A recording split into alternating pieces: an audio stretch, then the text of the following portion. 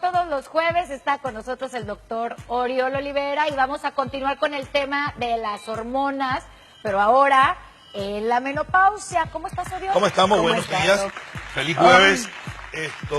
Pero nada más, ¿desde cuándo empieza la menopausia? Para que no claro. nos asustemos? Lo que pasa es que esto es un tema de las hormonas que hemos manejado desde la infancia y terminamos ahora en el último periodo, que es cuando se arriba la menopausia. Hay que decir que la menopausia es la ausencia de la menstruación por un año más.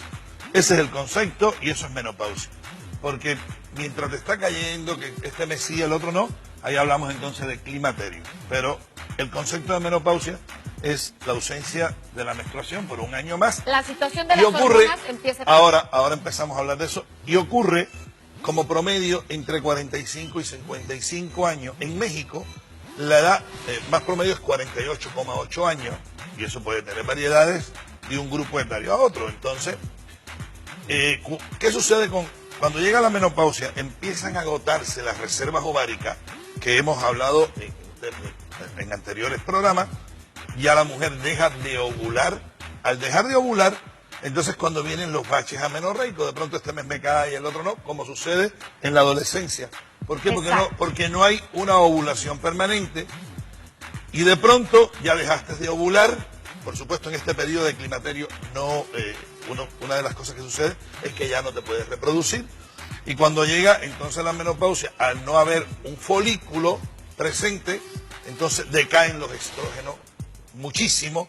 La FSH, que es la hormona estimulante del folículo, trata de luchar para que ovules y entonces esas cifras de esa hormona van a estar muy altas.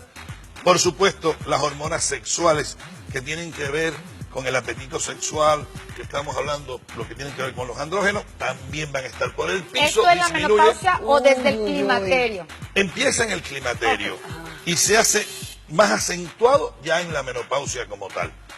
Entonces, vamos a tener los estrógenos, también la progesterona y también las hormonas que tienen que ver con el apetito sexual, que es la androstenediona, por el piso, y vamos a tener entonces otras hormonas como la LH, como la FSH, muy, muy elevada.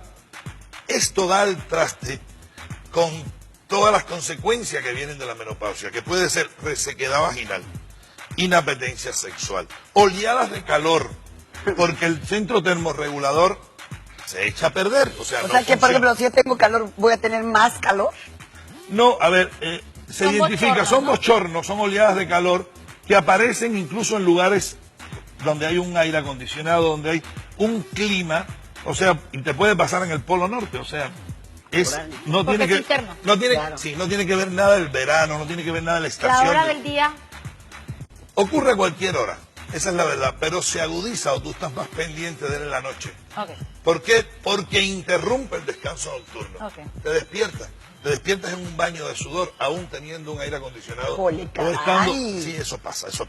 ¿Qué más? Entonces, afecta, no hay nada bueno en este periodo, afecta el estado de ánimo, hay una labilidad de forma tal que un día puedes estar muy alegre y al otro día por una insignificancia comenzar a llorar. Te vuelves bipolar temporal. Es una bipolaridad muy particular de la menopausia, pero además empiezas a perder algunos rasgos de memoria, se te empiezan a olvidar algunas cosas y los huesos empiezan a perder más masa ósea, a un ritmo más acelerado. Entonces, además de la osteopenia que ya venías arrastrando, se incrementa la osteoporosis. Entonces tienes que tener cuidado porque con cualquier caída te puede fracturar. Sí, todo eso va a suceder en este periodo. ¿Qué pasa con la situación física? Pelo, uñas, piel, todo, peso. A ver, voy. Las uñas se vuelven más frágiles, el cabello se cae mucho, pero mucho más. La piel se vuelve, al perderle la elastina, que depende de los estrógenos, viene más arruga, se vuelve más flácida, más delgada, y entonces por eso las personas de la tercera edad, nada más que con un raspón, pierden parte de la epidermis. O sea, es muy fácil que se les haga un hematoma, es muy fácil que pierdan la superficie de la piel con cualquier raspón, que no sucedía en los años mozos, justo por la falta de estrógeno. ¿El peso? El peso puede incrementar, aquí depende mucho la alimentación. El metabolismo empieza a bajar, por todo esto baja mucho el metabolismo. Entonces sí, como hay una respuesta disminuida al ejercicio, o sea, ya no tienes ganas de hacer ejercicio, estás más tiempo en reposo, se incrementa el apetito. Entonces son factores que tienen... El apetito de comer y de el comer. apetito sexual Hay baja. pérdida del apetito sexual. No, hombre. Entonces todo esto da el traste con que puedas incrementar el peso corporal. El índice de masa corporal, por supuesto, aumenta en este periodo de la vida, excepto que empieces a recibir una terapia hormonal de reemplazo, que seas una persona muy ordenada, que seas una persona que hagas ejercicio, que lo vienes trayendo de antaño, o sea, no es que de pronto nunca hiciste ejercicio y llegas a los 48 años, no lo vas a hacer. Entonces, esto tiene que ser un hábito que vienes arrastrando. Los hábitos alimentarios, si eres una gente que te cuida, tienes que seguirlo cuidando. Y en las que sean, tengo que decirlo al aire, que es muy importante, en las que sean tributarias a una terapia hormonal de reemplazo y reciben el tratamiento, van a mejorar sustancialmente. Estoy hablando de totalmente. Ahora es bien Pero no importante. todo el mundo Exacto. es candidato. La terapia hormonal de reemplazo tiene muchas contraindicaciones y no puedes tú ordenarle a tu amiga lo que toma tu mamá. Y lo porque hacemos todos, lo cual es un error. Fulanita Y le se sirvió sintió esto, re bien claro. con esta. Tómatela, te vas maravilloso. Lo cual es un error. ¿Qué te puede pasar? Te puede pasar que de pronto, si no te checaste y tenías un cáncer incipiente, no es que esto te produzca cáncer, pero acelera el proceso del cáncer y entonces de pronto algo que tú no notabas, vas a notar un cambio. O si tienes una hiperplasia endometrial vas a empezar a sangrar, o si tienes miomatosis van a aumentar y también va a aparecer sangrado. Y entonces hay toda una serie de trastornos que pueden suceder secundarios a las hormonas que quien no es candidato a las mismas no debe usar. O sea, tienes que hacerte un chequeo. Y lo más importante, la paciente que está bajo tratamiento de terapia hormonal de reemplazo, que es divina, que es muy buena, que yo soy de los médicos que abogan por ella, porque mejora la calidad de vida de la mujer inmensamente. Pero estas señoras tienen la obligación y el deber de ir una vez al menos al año a hacerse su control.